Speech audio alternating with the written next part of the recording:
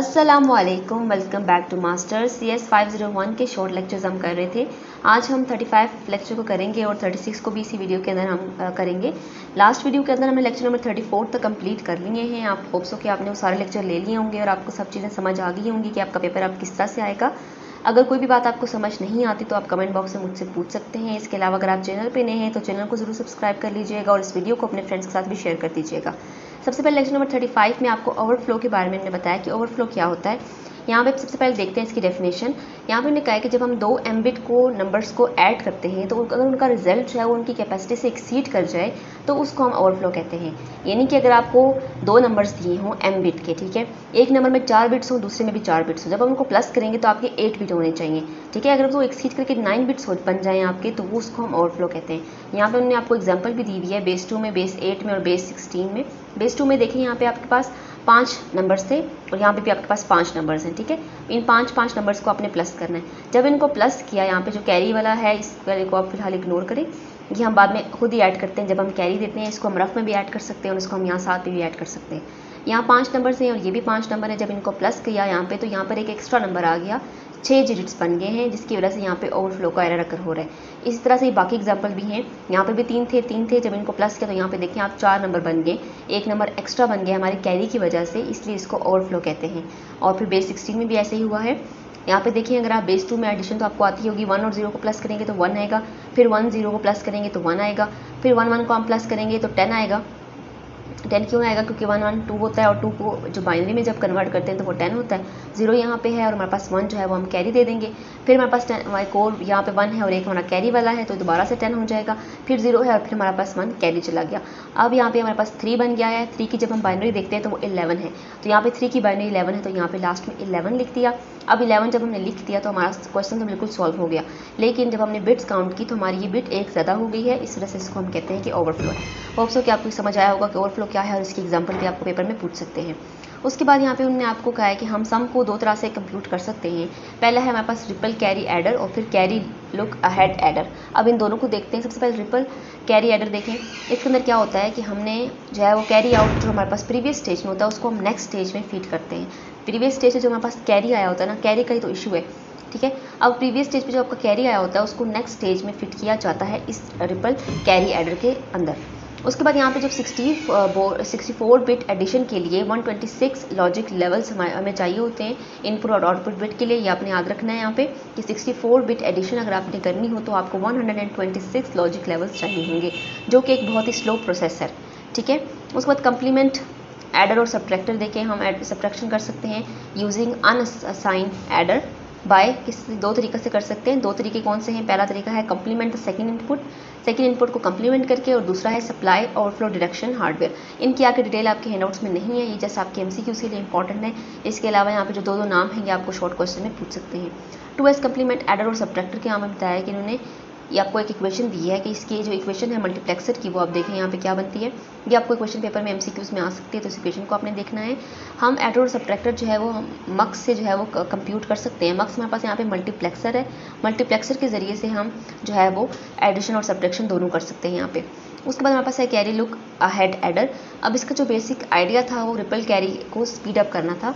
Ripple carry अब जो भी हमने देखा था टेक्निक, उसको स्पीड अप करने के लिए कैरी लुक अहेड एडर बनाया गया था, जिसके अंदर जो कैरी जनरेट होता है उसको पहले डिटरमाइन कर लेते हैं कि उसने किस पोजीशन पर जनरेट होना है और फिर फर्दर प्रोसीजर करते हैं।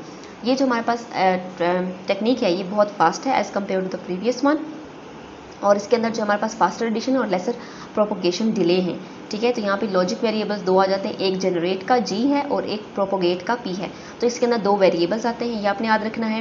ये फास्ट होता है, इसमें लेस प्रोपोगेशन होती है, और इसका जो बेसिक आइडिया था वो स्पीड अप करना था कैरी को, रिपल कैरी टेक्निक को स्पीड अप करना था। और ये जो कैरी आगे जनरेट होता है अगली पोजीशन पे, उसको पहले डिटरमाइन कर लेता है, और फिर इसकी ये 2-3 इक्वेशंस ये सारी आपको आनी चाहिए। आपको शॉर्ट क्वेश्चन में पूछ सकते हैं कि कैरी लुक अहेड एडर क्या है, तो आप ये 3 4 5 पॉइंट लिख देंगे तो आपको मार्क्स मिल जाएंगे।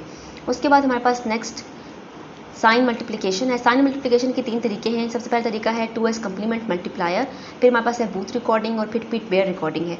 अब इसको देख लेते हैं 1 बाय 1 हम। सबसे पहले तो यहाँ पे सबकी डिटेल नहीं आपको गिवन, तो जिसकी डिटेल गिवन है हम उसी को देखेंगे। 2s कंप्लीमेंट मल्टीप्लिकेशन देखें। 2s कंप्लीमेंट मल्टीप्लिकेशन के 3 तरीके हो सकते हैं, 3 मॉडिफिकेशन से उसको हम कर सकते हैं। पहला है हमारे पास है प्रोफिशिएंट फॉर साइन एक्सटेंशन, फिर ओवरफ्लो को प्रिवेंट किया जा सकता है, और फिर सब्ट्रैक्शन और एडिशन दोनों को पार्शियल प्रोडक्ट में परफॉर्म किया जा सकता है। तो ये आपने 3 पॉइंट्स इसके याद रखने हैं, आपको शॉर्ट क्वेश्चन आ सकता है पेपर में। उसके बाद हमारे पास बूथ रिकॉर्डिंग है। बूथ रिकॉर्डिंग एक मल्टीप्लिकेशन का एल्गोरिदम है जिसके ज़रिए से हम किसी भी नंबर को रिकॉर्ड करते हैं, और यहाँ पे इसके कुछ आपको 3 स्टेप्स भी दिए हुए हैं। इन स्टेप्स को भी आप देख लें। सबसे पहले तो हमने LSP से स्टार्ट करना है। For each 0 original number place 0 in the recorded number until 1 is indicated. हमने 0 को पुट करना है जब तक 1 इंडिकेट होता, फिर हमने जो है 1 की जगह हम रिकॉर्डेड टेबल को करेंगे और फिर हम स्किप करेंगे सक्सेसिंग वंस को। और इसकी एग्जांपल हम देखते हैं तो आपको और अच्छे से क्लियर हो जाएंगे इसके स्टेप्स, और एग्जांपल करने के बाद आप खुद से भी स्टेप्स को एक्सप्लेन कर सकते हैं। अगर आपको पेपर में स्टेप को एक्सप्लेन करना आ जाए तो आप उसको अपनी वर्डिंग में एक्सप्लेन कर सकते हैं। इसके अलावा यहाँ पे जो ये एग्जाम्पल है ये बहुत ही इंपॉर्टेंट एग्जाम्पल है। 485 आपको दिया हुआ है, इसको हमने बूथ प्रोसीजर के जरिए से इनकोड करना है, यानी कि रिकॉर्ड करना है। यहाँ पे हमने जो इस साइड पर आपको कुछ वैल्यूज नजर आ रही हैं, मैं आपके जो है वो PPT स्लाइड्स में आपको ये मिल जाएगा एक टेबल, उस टेबल से उठाइए। आपकी PPT स्लाइड्स पे ये टेबल गिवन है, उस टेबल को फॉलो करते हुए जो है वो हमने इसको सॉल्व करना है। तो सबसे पहले यहाँ पे देखें, डबल जब हमारे पास 2 0 आएंगे तो वो 0 के इक्वल होगा, 0 1 होगा तो वो 1 के इक्वल होगा, 1 0 होगा तो वो 1 के ऊपर बार होगी। ठीक है, जैसे आपको यहाँ पे 1 बार नज़र आ रही होगी, इस तरह की 1 बार हम रिप्रेजेंट करेंगे, और इसकी जो 1 बार की जो वैल्यू होती है ना, वो हमारे पास जो है वो -1 होती है। ये आपने याद रखना है। और हमारे पास उसके बाद 1 1 है, ये हमारे पास 0 के इक्वल होता है। ठीक है, ये हमारे पास कुछ यहाँ पे टेबल के अंदर वैल्यूज़ गिवन थी, वहाँ से मैंने आपकी PPT स्लाइड से ये यहाँ पर लिखी है। इसको यूज़ करके हम अभी बूथ रिकॉर्डिंग करेंगे। सबसे पहले तो यहाँ पे देखिए आपका ओरिजिनल नंबर क्या है, 485 है। 485 को इन्होंने इस तरह कैसे लिखा, जैसे कि मैंने आपको पिछले लेक्चर में बताया कि कैलकुलेटर से आप कितने ईजिली बाइनरी डिजिट्स देख सकते हैं। तो सबसे पहले हम अपना कैलकुलेटर ओपन कर लेते हैं, और कैलकुलेटर से हम 485 का बाइनरी देख लेते हैं। तो कैलकुलेटर पे सिंपल आप लोगों ने यहाँ पे 3 डॉट्स पे क्लिक करना है, और उसके बाद आपने प्रोग्रामर में जाना है। प्रोग्रामर में जाने के बाद हमारे पास डेसिमल में होता है 485, तो यहाँ पे अगर आप 485 को लिखते हैं तो आपको उसकी बाइनरी दे देंगे। यही बाइनरी यहाँ पर मेंशन हुई है, आप देख सकते हैं। ठीक है, ये बाइनरी मेंशन है। उसके बाद इसको टेबल में इंडिकेट किया गया है, टेबल में पुट किया। ये टेबल में आपको बताऊंगी कैसे बनता है। उस टेबल के अंदर जो वैल्यूज़ होती हैं, हमारे पास जो 1 होती है ना, उसकी जगह हम वैल्यू लिखते हैं, और जो 0 होते हैं उसकी जगह हम वैल्यू नहीं लिखते। ठीक है, वो हमारे पास 0 का 0 ही होता है। उस तरह यहाँ 485 को इन्हें इनकोड करके इस तरह फॉर्म में आपको लिख के दिखाया। उसके बाद जो रिकॉर्डेड नंबर है ना, यही बेसिकली आपको अंडरस्टैंड करना है कि रिकॉर्डेड नंबर किस तरह से रिकॉर्ड हुआ है। ठीक है, क्योंकि हमने रिकॉर्ड नंबर ही रिकॉर्ड करना था। तो यहाँ पे देखिए, सबसे पहले हम यहाँ से स्टार्ट करते हैं। हम यहाँ 1 से स्टार्ट करेंगे। 1 से अगर हम 0 की तरफ जाएं, ठीक है, 1 से 0 की तरफ जाएं तो क्या बनेगा, यहाँ पे देखिए 1 से 0 की तरफ गए तो 1 बार बनता है, इसलिए ये साइड पे हम इस टेबल को यूज़ करेंगे। 1 से 0 की तरफ गए तो वो 1 बार बनता है, तो इसलिए हमने यहाँ पे 1 बार को लिख लिया। ठीक है, हम राइट हैंड साइड से स्टार्ट करते हैं लिखना। यहाँ पे हमने 1 बार लिखा, यानी कि ये -1 है। ठीक है, यहाँ पे जो भी वैल्यू होगी वो माइनस में होगी। बार ये इंडिकेट करती है कि वो वैल्यू माइनस में होगी। ठीक है, अब हमारे पास 1 0 हो गया। अब हमने 0 1 करना है। ठीक है, एक एक डिजिट आपने आगे जाना है। 0 से 1 से 0, अब 0 से 1, 0 से 1 देखें, 0 से 1 गए तो 1, तो ये सिंपल हमारे पास 1 आ गया। इस 1 को हमने यहाँ पर, इसमें आपको दूसरा जो डिजिट है वो आपको नज़र आ रहा है 1, यहाँ पे हमने 1 लिख लिया। उसके बाद हमारे पास नेक्स्ट हम 0 से 1 चले गए। अब हम 1 से 0 जाएंगे। 1 से 0 गए तो हमारे पास 1 बार आता है, अभी हमने देखा था। तो 1 से 0 जब हम गए तो ये 1 बार आ गया, हमने इस 1 बार को यहाँ लिख दिया। उसके बाद हम क्या करेंगे, ठीक है, उसके बाद हमारे पास जो है वो 0 से 0 जाएंगे, जिससे हम कंटिन्यू करेंगे और सारे हम यहाँ से यहाँ तक मूव कर लेंगे। और जितने भी हमारे पास जो बाइनरी नंबर्स होंगे ना, उन सारे बाइनरी नंबर्स को आपने यहाँ पे लिख लेना है। ये जो आपकी बार्स है ना, ये आपको माइनस को इंडिकेट कर देंगे। ठीक है, अब इसके बाद हमने इनको टेबल पे फिल करना है। अब टेबल कैसे बनाते हैं, यहाँ पे देखें, 2 की पावर हमारे पास 0 होती है, उसके बाद 2 की पावर 1 होती है, 2 की पावर 2 3 4 5 6 इस तरह से चलते जाते हैं, कंटिन्यूस ही रहता है। ठीक है, अब 2 की पावर जब 0 होती है तो 1 के इक्वल होती है, 2 की पावर 1 जो होती है वो 2 के इक्वल होती है, 2 की पावर 2 4, फिर 2 की पावर 3 8। कैलकुलेटर पे आप आराम से जो है वो इनकी वैल्यूज़ फाइंड आउट कर सकते हैं। 2 की बार 4 16, फिर 32, फिर इसका डबल आप करें तो 64 का डबल 128, इसका डबल 256, और फिर इसका डबल हमारे पास है 512 है। ठीक है, ये हमारे पास टेबल है। अब हम ये जो वैल्यूज़ थी ना, इनको हम टेबल में फिट करेंगे। देखिए, सबसे पहले हमारे पास कितने 1 है, 1 2 3 4, हमारे पास 4 1 है। ठीक है, हमारे पास 4 1 है, तो हम यहाँ पर लिख लेते हैं। यहाँ पर भी हमारे पास 1 है, जो हमारी बाइनरी है ना उसको लिख लें। ठीक है, यहाँ पर भी हमारे पास 1 है, यहाँ पर भी हमारे पास 1 है। 4 हमारे पास 1 है, तो हमने 4 1 लिख लिए। उसके बाद हमारे पास है 0 1। ठीक है, अब हम 0 1 लिख लेते हैं। यहाँ पे हमारे पास 0 है और यहाँ पे हमारे पास 1 है। 0 1 लिख लिया। उसके बाद हमारे पास क्या है, उसके बाद हमारे पास 3 0 है और फिर 1 है। ठीक है, 3 0 है फिर 1 है, ये हमने 3 0 लिख लिए और ये 1 आ गया। ठीक है, ये हमने अकॉर्डिंग टू दिस हम जो भी रिकॉर्ड की थी वैल्यू उसकी हमने यहाँ पे टेबल में पुट कर दी। अब यहाँ पे देखें कि जो आपकी जहाँ पर आपका 1 है ना वही आपकी वैल्यू है। तो यहाँ पे पहला मेरा 1 था तो यहाँ पे मेरा 1 है, उसके बाद ये 2 है, फिर 4 है, फिर 8 है। ये तो मेरी 4 वैल्यूज़ है। उसके बाद 16 को हम नहीं लेंगे क्योंकि यहाँ पे 0 आ गया है तो ये अब 0 हो जाएगी।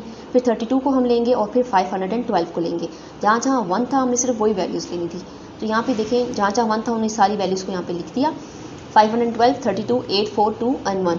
ठीक है, जैसा कि मैंने अभी आपको यहाँ पे दिखाया 512, 32, 6, फिर उसके बाद 8, 4, 2 और 1। ये सारी वैल्यूज हमने यहाँ पे लिख ली। अब जहाँ जहाँ बार थी वो वाली वैल्यू माइनस हो जाएगी। पहली वाली हमारे पास बार थी तो हमने इसका यहाँ पे -1 इसलिए लगाया। दूसरा हमारे पास यहाँ पे भी बार है तो इसलिए हमने -4 लगा दिया।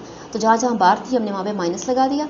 अब हम जब इसको कंप्यूट करते हैं तो वो भी 485 बनता है और ये बूथ रिकॉर्डिंग 485 रिकॉर्ड करने के बाद भी हमारे पास बराबर आ गई। ठीक है, हो सकता है कि आपको क्वेश्चन ऐसा कोई दिया हो पेपर में जो आपकी इक्वल ना आए तो कोई इशू नहीं है। आपने इस तरह से बिल्कुल स्टेप्स फॉलो करके इसको फाइंड आउट कर लेना है। अगर आपका इक्वल नहीं आता तो कोई इशू नहीं है। ज़रूरी नहीं है कि हमारा जो बूथ प्रोसीजर है ये हमेशा हमें एक राइट वैल्यू दे और हमेशा हमारी वही वैल्यू दे जो हमारी ओरिजिनल वैल्यू थी।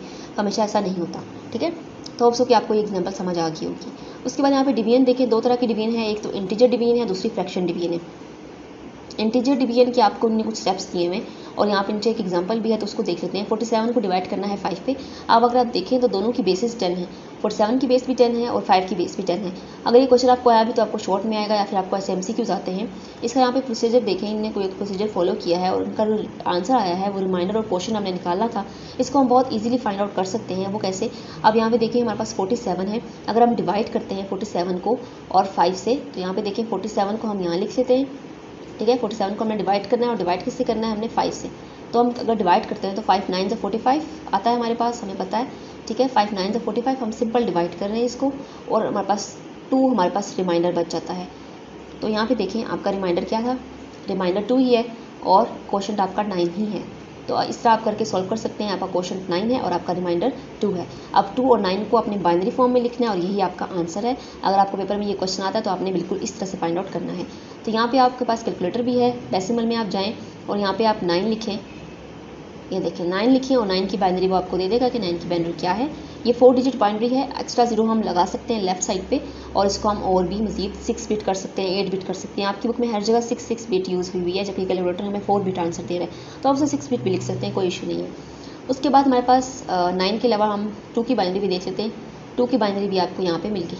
तो इस तरह से आप लोगों ने इसको डिवाइड करना है और फिर आपने इसकी बाइनरी देख लेनी है और यहाँ पे इसको इस तरह से अपने रिमाइंडर और क्वेश्चन को रिप्रेजेंट कर देना है।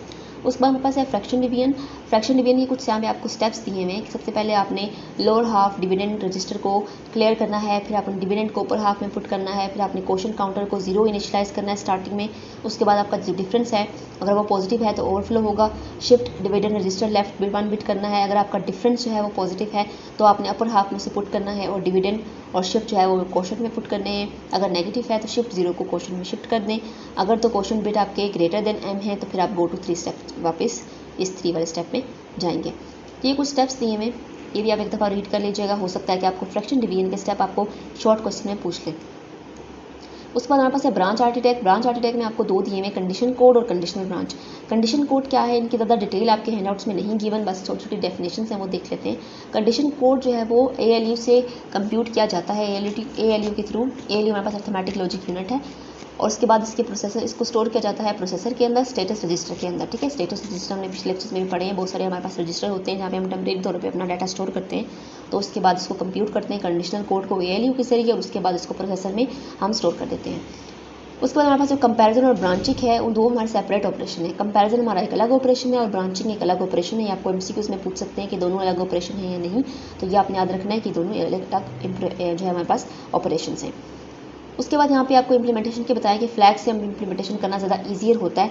तो ये भी आपको MCQ में आ सकता है कि फ्लैग से ज़्यादा जो है वो करना ईजियर होता है। उसके बाद लेक्चर नंबर 36 है हमारे पास फ्लोटिंग पॉइंट अर्थमेटिक। इसको देख लेते हैं। यहाँ पे सबसे पहले an cross bar design for आपको बैरल रूटर के लिए दिया हुआ है। इसकी भी डिटेल नहीं है, थोड़ा सा ये हमारे पास टॉपिक है तो इसको देख लेते हैं। यहाँ पे मैंने आपको एक फिगर दी हुई है, फिगर आप यहाँ पे नहीं है, आपकी रेफरेंस बुक में है। अब रेफरेंस बुक से फिगर हमने लिया और यहाँ से कुछ पॉइंट उसके लिखे, तो उसके हम पॉइंट्स देख लेते हैं। आपको आ सकता है कि इसको हम डिफाइन कुछ स्टेप्स में हम करेंगे। सबसे पहले तो एन हमारे पास cross bar for barrel router में x जो है वो इनपुट इंडिकेट करता है और x0, x1, x2, x3 up till xn -1 तक होता है। उसके अलावा हमारे पास जो वर्टिकल लाइंस होती हैं वो हमारे पास y1, y2, yn minus up till yn -1 तक इंडिकेट करते हैं और वो आउटपुट शो करते हैं। ठीक है, x आपका इनपुट शो करता है और y आपका आउटपुट शो करता है।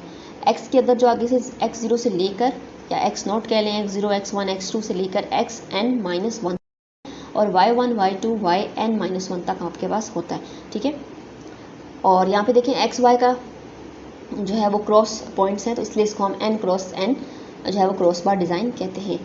और हमारे पास जो है इनपुट और आउटपुट के दरमियान में जो कनेक्शन है वो ट्राइस्टिक गेट्स, ये सारे रिक्वायरमेंट जो है उनमें गेट्स भी होते हैं जिसको एंड टू गेट कहते हैं। तो आपको ये छोटे छोटे पॉइंट्स जो मैंने आपको बताए हैं ये आपको पता होने चाहिए। अगर आपको क्वेश्चन आ जाएगा तो आप ऐसे पॉइंट्स लिख देंगे तो आपको मार्क्स मिल जाएंगे। उसके बाद यहाँ पे barrel shift with logarithm number of stage देखें। अल्टरनेटिव इसका जो है वो हमारे पास लॉगरिदम बैरल शिफ्ट है, तो ये आपको इसका अल्टरनेटिव पूछ सकते हैं कि इसका अल्टरनेटिव कौन सा है, यानी कि इसकी जगह कौन सा कोड है वो इस्तेमाल किया जा सकता है। तो वो हमारे पास लॉगरिदम बैरल शिफ्ट है, इसको इस्तेमाल किया जा सकता है। इसके अंदर हमारे पास शिफ्ट होती है, नंबर ऑफ शिफ्ट यहाँ पे 8 के अंदर और 3 स्टेजेस होती हैं इसके अंदर। ठीक है, और इसके अंदर 2 पॉसिबिलिटीज़ होती हैं। एक तो पॉसिबिलिटी ये है कि आपका जो फर्स्ट इनपुट वर्ड है उसको पास किया जाए और नेक्स्ट स्टेज में बगैर शिफ्ट के उसको पास कर दें, बगैर शिफ्ट के, इसको हम बाईपास भी कहते हैं। और सेकंड ऑप्शन है आपका शिफ्ट का। ठीक है, 2 पॉसिबिलिटीज़ हैं, या तो आप शिफ्ट करें नंबर को या फिर आप शिफ्ट ना करें। अगर आप नंबर को शिफ्ट करते हैं तो उस प्रोसेस को हम बाईपास भी कहते हैं, और अगर आप शिफ्ट नहीं करते तो भी चलेगा। ठीक है, यहाँ पे ये लिखा है। उसके बाद हमारे पास ALU डिज़ाइन है। ALU डिज़ाइन जो है हमारे पास अर्थमेटिक, लॉजिक और शिफ्टर का कम्बिनेशन है। ठीक है, आपने याद रखना है कि 3 चीज़ों का कॉम्बिनेशन है ALU, अर्थमेटिक, लॉजिक और शिफ्टर का, और ये कुछ मल्टीप्लेक्सर और कंट्रोल यूनिट को भी साथ में यूज़ करता है। उसके बाद एक और डायग्राम के बारे में मैंने डिस्कस किया है, ये डायग्राम भी आपके रेफरेंस बुक में ही है। इस डायग्राम में डिस्कस किया है कि यहाँ पे 2 आपके इनपुट्स हैं x और y, और आपका जो आउटपुट है वो z है, और ये जो है हमारे पास n बिट्स हैं, और the input x and y similarity provide, ये क्या प्रोवाइड करेंगे आपको x और y आपके इनपुट्स।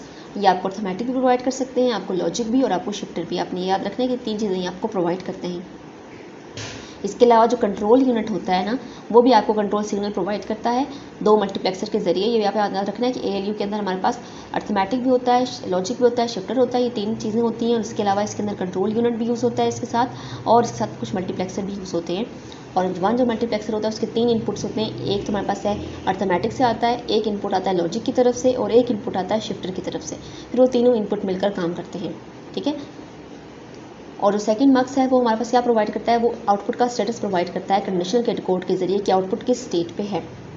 ठीक है, यहाँ पे हमने आपको एक सिंपल सी फ्लोटिंग पॉइंट रिप्रेजेंटेशन की एग्जांपल दी है। यहाँ देखिए -0.5 मल्टीप्लाई बाय 10⁻³ है। अब यहाँ पे देखिए साइन आपके पास क्या है, यहाँ पे साइन इंडिकेट हो रहा है माइनस, यहाँ पे हमने साइन बता दिया माइनस है। सिग्निफिकेंट क्या है, जो आपका वैल्यू होगी वो आपका सिग्निफिकेंट होता है, जिसको हम मेंटीसा भी बोलते हैं। 0.5 आपका सिग्निफिकेंट यानी कि मेंटीसा है। एक्सपोनेंट आपका 10 ही एक्सपोनेंट होता है। ठीक है, 10 के ऊपर क्या वैल्यू है हमारे पास, 10 के ऊपर जो हमारे पास वैल्यू है वो -3 है, और 10 हमारे पास बेस है। ठीक है, 10 बेस होती है, और 10 के ऊपर जो पावर दी होती है वो हमारे पास एक्सपोनेंट होता है। तो ये आपको कोई भी क्वेश्चन दिया हो सकता है और इस तरह से आपसे पूछ सकते हैं कि इसमें साइन क्या है, इसमें सिग्निफिकेंट और मेंटीसा क्या है, इसमें एक्सपोनेंट क्या है, इसमें बेस क्या है। ठीक है, ये आपके MCQs भी आते हैं और शॉर्ट क्वेश्चन भी आपको आ सकता है। तो आपको पता होना चाहिए कि हमारे पास जो नंबर होगा यहाँ पे वो हमारे पास क्या होगा, सिग्निफिकेंट होगा या मेंटीसा। साइन आपके पास जो इंडिकेट करेगा यहाँ माइनस है, अगर माइनस ना होता तो ये प्लस होता। ठीक है, अगर माइनस नहीं है तो वो प्लस है, अदरवाइज वो माइनस है। और उसके अलावा बेस हमारे पास 10 है, और एक्सपोनेंट हमारे पास जो बेस की पावर है वो होती है। उसके बाद यहाँ पे एक नॉर्मलाइज और नॉट नॉर्मलाइज का कॉन्सेप्ट है, वो देखें। जब हमारे पास 0.56 है, ये सिंपल एक नॉट नॉर्मलाइज टेक्निक है। सिंपल एक हमें दिया हुआ नंबर, इसको अगर नॉर्मलाइज करना है तो हमें पॉइंट को उठाकर 5 की बात करना पड़ेगा। पॉइंट को उठाकर हम 5 की बात कर देते हैं तो वो हमारे पास नॉर्मलाइज्ड फॉर्म होती है। ये भी आपको MCQs आ सकता है। अगर 0 पॉइंट समथिंग होगा तो वो नॉट नॉर्मलाइज होगा, और अगर 0 पॉइंट नहीं होगा यानी कि 0 के बाद पॉइंट होगा तो वो आपका नॉर्मलाइज्ड फॉर्म होगी। उसके बाद यहाँ पे कुछ टेक्निक्स दी हुई हैं आपको फ्लोटिंग पॉइंट स्टैंडर्ड की। ठीक है, वो देख लेते हैं। सबसे पहले single precision binary floating point representation है। इसके अंदर 1 बिट साइन का होता है, 8 बिट एक्सपोनेंट के लिए होते हैं, 23 बिट आपका फ्रैक्शन के लिए होता है, और 1 बेस होता है आपका 27 यूज़ होता है। 127 आपकी जो है वो एक्सपोनेंट की जो वैल्यू होती है ना उसको कह रहे हैं, वो यूज़ होती है। ठीक है, इसी फिगर भी आपको आपकी रेफरेंस बुक में गिवन है। Double precision binary floating point representation के अंदर भी 1 बिट साइन होता है, लेकिन यहाँ पर अब 11 बिट एक्सपोनेंट के लिए होते हैं। ठीक है, पहले 8 बिट थे, अब 11 बिट है। ऊपर हमारे पास 23 बिट फ्रैक्शन थे, यहाँ पे आप 52 बिट फ्रैक्शन है। एक्सपोनेंट यहाँ पे 1023 तक हो सकता है, और यहाँ पे एक्सपोनेंट हमें 127 दिया हुआ था। तो ये आपके एमसीक्यूज में आपसे पूछ सकते हैं कि सिंगल प्रिसिशन के अंदर क्या हो रहा है, बाइनरी प्रिसिशन के अंदर कितने बिट्स हमें एक्सपोनेंट के लिए गिवन है, कितने बिट्स हमें फ्रैक्शन के लिए गिवन है, और कितने बिट हमारे पास साइन के लिए होते हैं। ठीक है, तो ये आपको एमसीक्यूज भी आ सकते हैं। इसके अलावा आपको शॉर्ट क्वेश्चन में भी पूछ सकते हैं कि ये सारी चीज़ें, एक टेबल दिया हो सकता है आपको। अक्सर इस तरह के क्वेश्चन आपके पेपर में होते हैं कि आपको एक टेबल गिवन होता है और आपने उस वैल्यू को फिल करना होता है कि आपका एक टेबल दिया हो और सिंगल प्रिसिशन की वैल्यू सारी गिवन हो और डबल प्रिसिशन की वैल्यू उसकी जगह खाली हो और उसको आपने फिल करना हो। इस तरह का क्वेश्चन आपका यहाँ से बन के आ सकता है। उसके बाद यहाँ पे ओवरफ्लो है। ओवरफ्लो की बात हम पहले भी कर चुके हैं। ओवरफ्लो तब अगर होता है जब हमारा एक्सपोनेंट बहुत बड़ा हो जाता है। यहाँ पे हमारे पास ओवरफ्लो कब अगर होता है जब हमारा जो एक्सपोनेंट है 10⁻³ था, वो तो छोटा था, 10⁻³ कुछ बड़ा हो जाएगा। जैसे हमने डबल प्रिसिशन में देखा 1023 तक एक्सपोनेंट जा सकता है, यानी कि एक्सपोनेंट बहुत बड़ा हो सकता है। अगर एक्सपोनेंट बहुत बड़ा हो जाता है तो वो हमारे पास ओवरफ्लो का एरर होता है। उसके बाद फ्लोटिंग पॉइंट एडिशन और सब्ट्रैक्शन के लिए आपको कुछ हमने पॉइंट दिए हुए, कुछ स्टेप्स दिए हुए। सबसे पहले हम साइन को अनपैक्ट करते हैं एक्सपोनेंट और फ्रैक्शन फील्ड्स के साथ, फिर हम शिफ्ट करते हैं सिग्निफिकेंट को। सिग्निफिकेंट को शिफ्ट कैसे करते हैं, जैसे 0.56 है तो हमने पॉइंट को हटा के 5 के बाद लिखी तो 5.6 हो गया, तो ये हमने शिफ्ट कर दिया सिग्निफिकेंट को। ठीक है, उसके बाद हमने एडिशन परफॉर्म की, फिर हमने नॉर्मलाइज कर दिया सम को, फिर हमने रिजल्ट को राउंड ऑफ कर लिया और फिर उसके बाद हमने एंड पर चेक करना है कि क्या उसके अंदर ओवरफ्लो अकर हो रहा है या नहीं। ओवरफ्लो हम कैसे देखेंगे, हम देखेंगे एक्सपोनेंट हमारा छोटा है या बड़ा है। अगर वो बड़ा है तो ओवरफ्लो अकर हो रहा है, हम बता देंगे कि ओवरफ्लो अकर हुआ है। अगर तो वो छोटा है तो हम कह देंगे ओवरफ्लो नहीं हुआ। ठीक है, उसके बाद यहाँ पे फ्लोटिंग पॉइंट मल्टीप्लिकेशन के स्टेप्स दिए हैं, इसमें भी सेम वही हमने अनपैक करना है साइन को। उसके बाद हमने अप्लाई एक्सक्लूसिव और ऑपरेशन को अप्लाई करना है हमने साइन के ऊपर। ठीक है, ये वाला स्टेप हमारा यहाँ पे नया है। उसके बाद हम नॉर्मलाइज करेंगे, राउंड करेंगे, शिफ्ट करेंगे रिजल्ट को, तो ये सारे वही है। हमने राउंड ऑफ भी करना है, नॉर्मलाइज भी करना है और फिर ओवरफ्लो का हमने चेक भी करना है कि ओवरफ्लो होकर हुआ है या नहीं। इसके बाद हम रिजल्ट को पैक कर देंगे और रिपोर्ट एक्सपेक्शन कर देंगे। तो ये 2 स्टेप्स इसके नए थे, बाकी स्टेप जो आपके थे वो सारे पुराने वाले ही हैं। उसके बाद फ्लोटिंग पॉइंट डिवीजन देखें। फ्लोटिंग पॉइंट डिवीजन के स्टेप्स क्या हैं, साइन को अनपैक करेंगे, फिर अब इसमें अंदर हम एक्सक्लूसिव और को अप्लाई कर देंगे, normalize, round and shift the result कर देंगे, चेक द रिजल्ट हम करेंगे ओवरफ्लो के लिए और फिर हम पैक और रिजल्ट रिपोर्ट एक्सपेक्शन करेक्ट कर देंगे। यहाँ पे अब डिफरेंस क्या है इन दोनों के अंदर आप देखें तो ये वाला पॉइंट डिफरेंट कर रहा है। ठीक है, ये वाला पॉइंट डिफर है, बाकी सब सेम है। इनने एक्सक्लूसिव और अप्लाई किया साइन पे, जी इन्होंने भी किया बिल्कुल। यहाँ पे क्या हुआ, डिवीजन के अंदर सब्ट्रैक्ट कर दिया एक्सपोनेंट को। ठीक है, यहाँ पर ऐड कर दिया एक्सपोनेंट को, ऐड करके फिर सिग्निफिकेंट के साथ मल्टीप्लाई किया। ठीक है, एक्सपोनेंट को ऐड करके सिग्निफिकेंट के साथ मल्टीप्लाई किए। यहाँ पर सब्ट्रैक्ट करके एक्सपोनेंट को फिर डिवाइड कर दिया सिग्निफिकेंट के साथ, क्योंकि हम डिवीजन की टेक्निक पढ़ रहे हैं तो हमने डिवाइड ही करना है ना, सिग्निफिकेंट को डिवाइड करना है, उसके लिए आपको एक्सपोनेंट को सब्ट्रैक्ट करना होगा। और यहाँ पर आपको क्या करना होगा, एक्सपोनेंट को ऐड करना होगा, प्लस करना होगा। ठीक है, प्लस और मल्टीप्लाई वैसे भी आपस में काफ़ी रिलेटेड है, तो आपको याद रहेगा इस तरह से, प्लस और मल्टीप्लाई आपस में रिलेटेड है, माइनस और डिवाइड आपस में रिलेटेड है, इनके साइन भी आपस में मिलते जुलते हैं। इस तरह से आपको याद रखने में आसानी होगी। इस वाले पॉइंट के अंदर प्लस और मल्टीप्लाई रिलेटेड है, यानी कि एक्सपोनेंट को ऐड करेंगे और फिर सिग्निफिकेंट के साथ मल्टीप्लाई कर देंगे और यहाँ पे सब्ट्रैक्ट करेंगे एक्सपोनेंट के साथ और उसके बाद हम उसको डिवाइड कर देंगे सिग्निफिकेंट पे। ठीक है, floating point division, floating point multiplication और floating point addition and subtraction का जो स्टेप्स हैं वो सेम हैं, उन दोनों के डिफरेंट हैं और ये सारे स्टेप्स सेम हैं। ठीक है, स्टेप आपस में मिलते जुलते भी काफ़ी ज़्यादा हैं, तो आपको ये याद करने हैं। आपको हो सकता है कि शॉर्ट क्वेश्चन में या फिर आपको लॉन्ग क्वेश्चन में भी ये स्टेप्स देख सकते हैं। ठीक है, उसके बाद हमारा लेक्चर नंबर 36 कंप्लीट हो गया आज की इस वीडियो में। अब लेक्चर नंबर 37 और 38 को हमने अगली वीडियो में कवर करना है। होप्स हो कि आपको ये दोनों लेक्चर अच्छे से क्लियर हो गए होंगे, पूछ सकते हैं। इसके अलावा डिस्क्रिप्शन में हमारे व्हाट्सएप ग्रुप का लिंक है, आप उसको भी